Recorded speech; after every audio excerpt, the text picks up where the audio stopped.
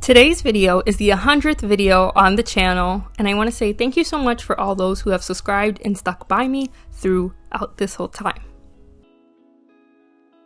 Today we are going to be discussing figure studies, how to get better at them and use them to improve your art. One of the things that really helped improve my art was to do figure studies frequently. I stopped doing them as much so I would create pieces more, but I'm just showing you some of my older work that I do digitally or in sketchbooks very often. I recommend you kickstart your journey by simplifying the body. I've done this by using a circle or a rectangle for the head and the neck, and then for the torso I use trapezoid or rectangular shapes. The arms are two cylinders that follow the curve of the forearm and the wrist, and then the hand is also a trapezoid shape. The legs are also cylinders following the shape of the thigh, the knee, and the calves, and the feet are the shape I found in a guide one time on Pinterest.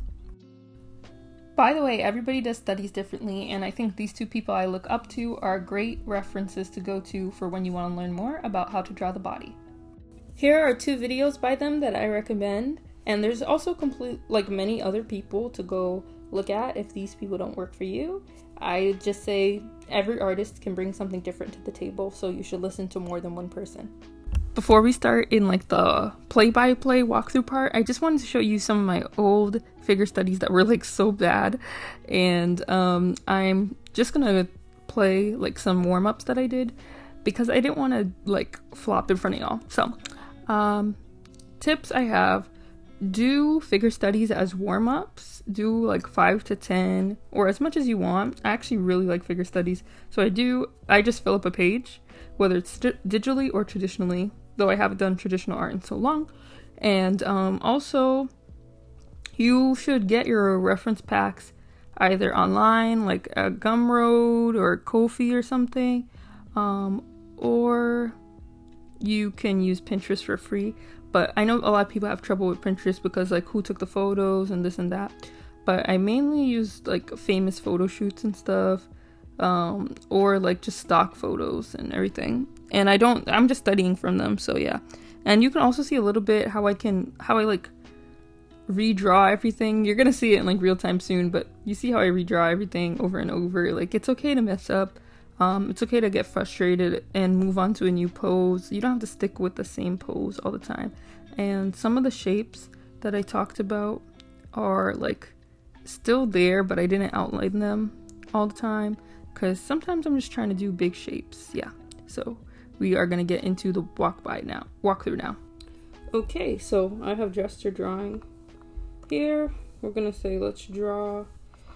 I forgot.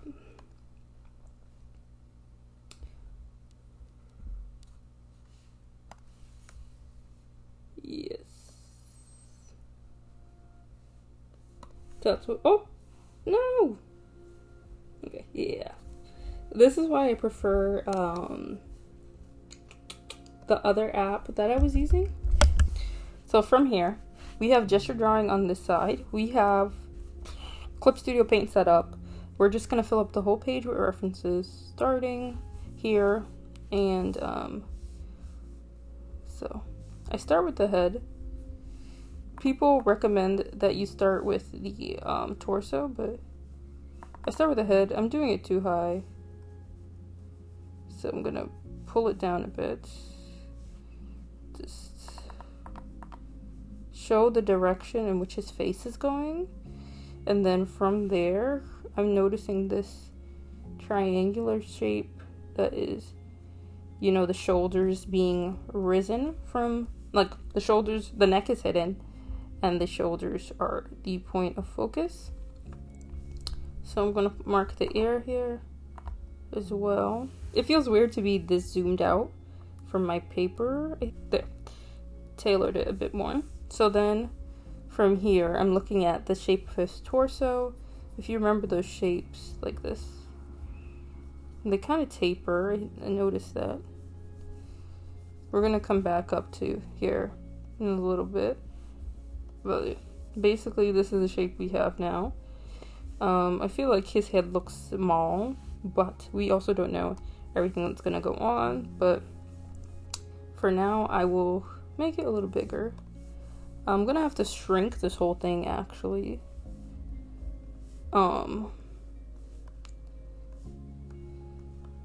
That's another problem I have. I feel like I always draw way too big. So, we're gonna just mark his legs now. And, hope that we get to more of the drawing or all of the drawing. So, I'm gonna start with undo. Okay, I'm gonna start with the shape of here. Like, I'm looking at this as a big curve, so I'm going like that, and then from there I usually just erase the guidelines that I have underneath, and that is how I get it neat and still in the position. So from here, I'm looking at the arm. Seems to come out about here. And then the hand is like right here above the, right here, holding the phone up to the ear. So, I'm looking at everything in relation to each other. The hand is, how close is the hand to the ear, and then we gotta mark, like, be careful. We gotta be mindful of, like, careful makes it seem like it's a dangerous thing. So I'm looking at this arm slope as well. I work very scatterbrained. Yeah, I'd say I work very scatterbrained.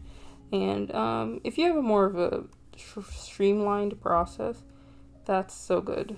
I wish you the best as you work on your work. I keep clicking the wrong tab.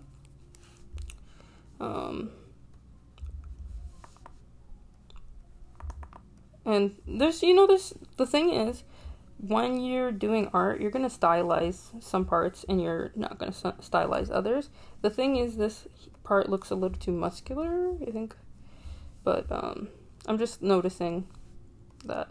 And I'm noticing that the shoulders have a sort of,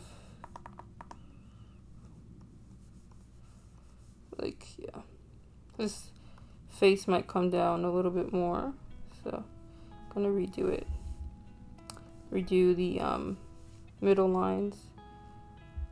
I'm gonna shade this phone so it looks more like an object. I don't really draw the hands ever.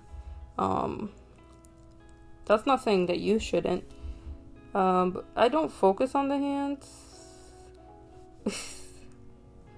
Which isn't like the greatest thing, but when I'm doing a study, I really just want to capture the pose, the shape of it, the everything, rather than focus on tiny details like the hand shape and stuff. Is that necessarily a good thing? No, but just showing you how I work. Like I said earlier, you can copy and learn from different artists. You don't have to just listen to me. I would never recommend that. I feel like anybody who's like serious, like, don't go and listen to other people. Not somebody worth listening to, in my opinion. This one has like this slope, right? Comes out a bit. That's one thing you can be mindful of, like, so it comes out a bit and it seems to kind of be in line like right here. So I'm gonna be thinking about like how foreshortening would kind of play into that and make it seem like it's coming a bit closer. And then here we go. Yeah, right here. You see how the hand starts here and ends here? Look at that. Like that. And then this part just goes off screen. Yeah. You can clean up your lines. Make the... Yeah, I don't want to talk like I'm talking to you. Like I'm giving you advice. I just wanted to walk you through my process. But I'm finding myself speaking in the second person. Like this is a cookbook. It is not a cookbook. So here we go. This is the top part done. I think the facial expression is major in knowing what's going on. But again, I don't normally focus on details like that. And if you're wondering why not, I feel like it's not the point of my study, so I don't do it myself. But for other things like using it as reference and everything, totally pay attention to every part. I totally do that. So now here's the part where things get dicey. I cut out some of the body. Typically what I do when this happens is I how do I say this? I scale the drawing. Yeah, I scale the drawing. I want to fix that. I like to look at, is this too long? Is this, like, you know how you see this part going up here? Yeah, that muscle, that pectoral muscle. Then you see this kind of swing up and out. So that you can tell that he has arm muscles.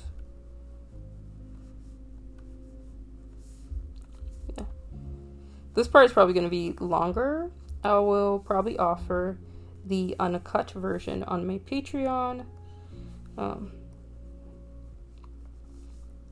Here we go. So now here's time for the black boxers. This I typically just shade.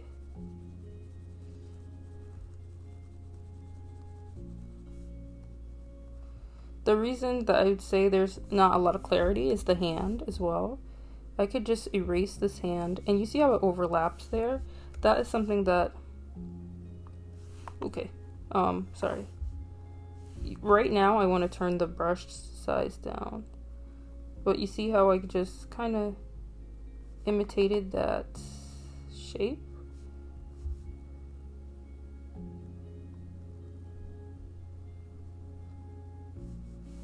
Yeah, I think it made it a bit clearer. It's not exactly, but, and you see how this hand is like, this hand, the way I drew it, it's covering what's underneath, which I think is actually really important to the hand, which is like this swooping part. Yeah? You can't see all of it. And then from there, I think that it makes it more clear that this part should come more in just a little bit. Yeah, and then do. So then now I think that you see, like, I wanted to imitate that little part there. This little part. Yeah. So then you can see how long you spent on this pose in this app as well, which I like to know.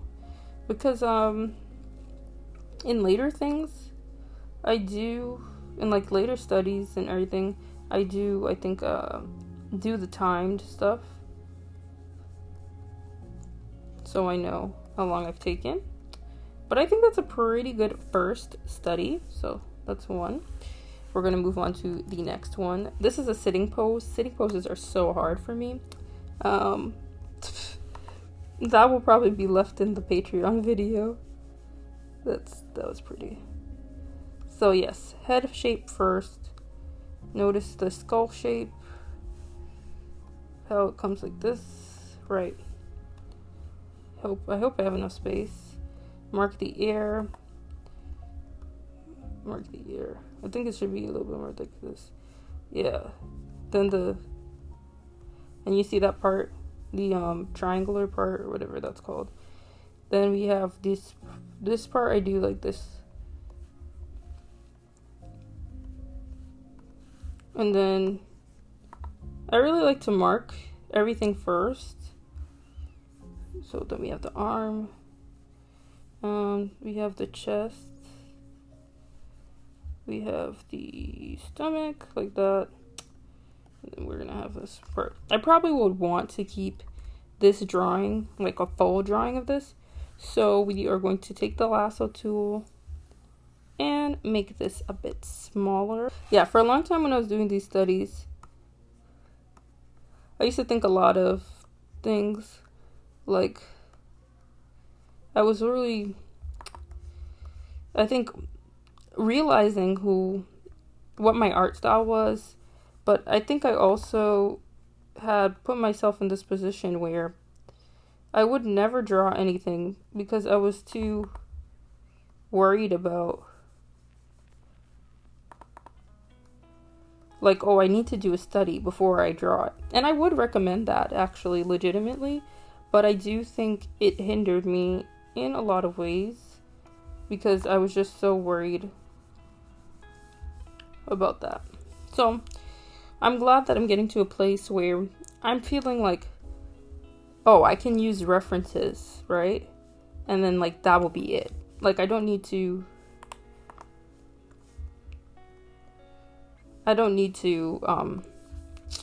prepare for a piece, or I won't be able to draw it because I feel like I'm too inexperienced. It's I think that's one of the reasons that I even care about doing studies so much, and I feel like it's something that everybody should do. It's because it really leaves you with this confidence after everything that you can draw these difficult positions, you can draw your characters in these difficult positions, and not only that, but I think it really helps with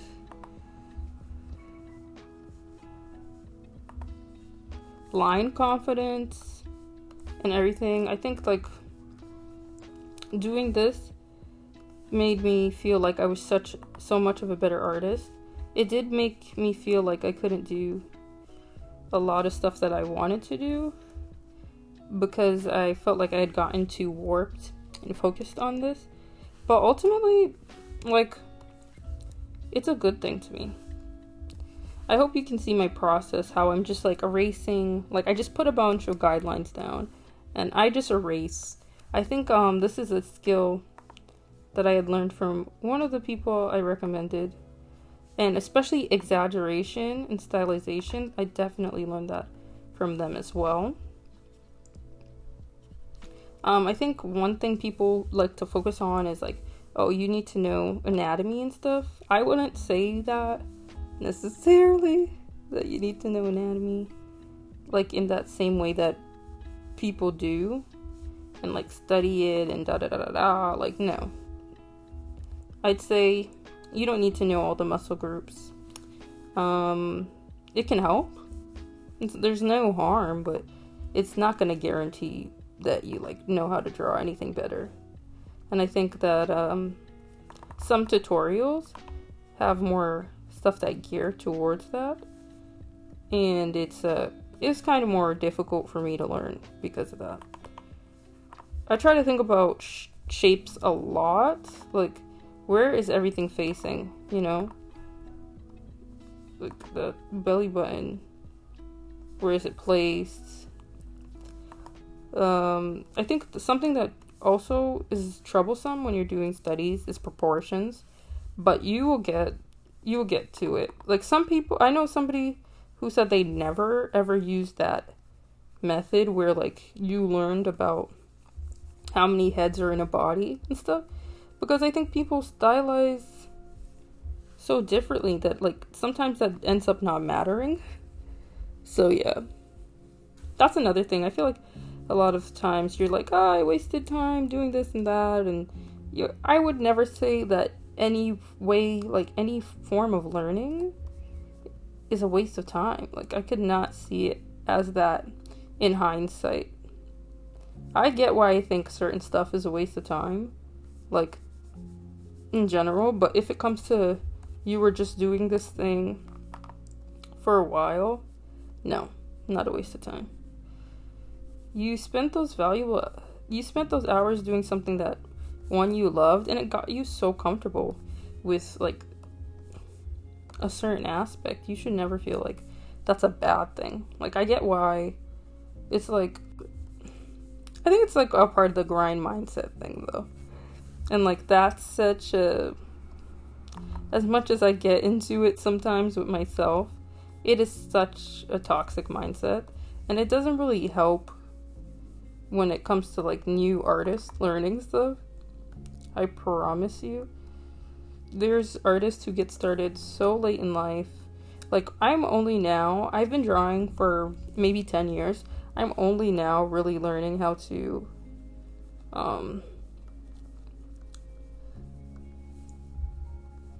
I'd say I'm only now really learning how to do what's that called?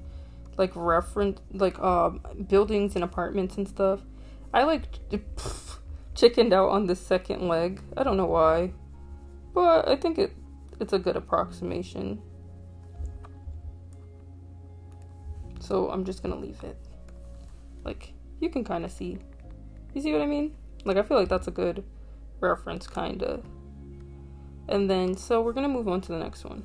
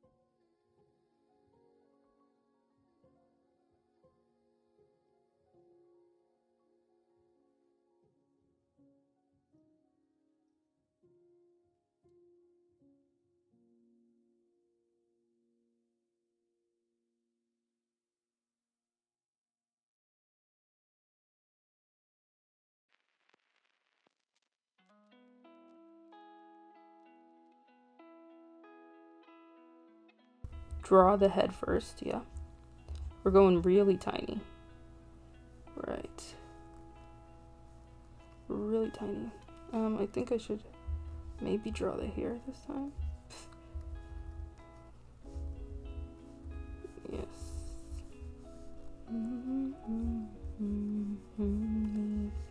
Oh, I always forget. Like, I cannot sing. Not that I can't, like, sing, but, like, I shouldn't be singing the songs. Does that make sense? Like, I don't think I can't sing. Ooh, look at how I carved that out. That's another thing. You can learn to play with negative and positive space, I think, when you learn like shapes and all that. But I feel like that comes from learning about I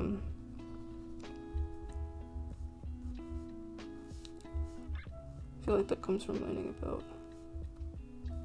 whatever these are called. You see why I make this like shape when I do the torso now? It's that top part of the... So then this part is like, if you had a... Let me see. If you had a... This is what I'm going to try to do. If you had a square, and then you like let the back part be seen a bit. Yeah, like that, you see? Off with this leg over here. And then I think I see that this part, something like that, right? Something like that. And then this part goes here. And yeah, it just looks like two big legs, essentially. So then we are gonna, from here, like, you have to really be mindful of the shapes when you're doing foreshortening. Oh gosh, because sometimes it's just like, it gets so hard, so complicated. This part is where the arm is. That's what I gotta realize. This part is the arm. Right. Alright, I'm gonna fix that later. Okay, last part is just this hand. Again, just do the shape. So yeah, that is it. This is the poses I did. I hope you like this video. I hope it helped you out. I hope this whole thing wasn't too long. I can't imagine editing this. And again, for the secret fourth pose, please go to my Patreon and you will get the exclusive thing. Thank you so much for watching. I love you all. I appreciate your support. Please like, comment, and subscribe. Bye. See you next week.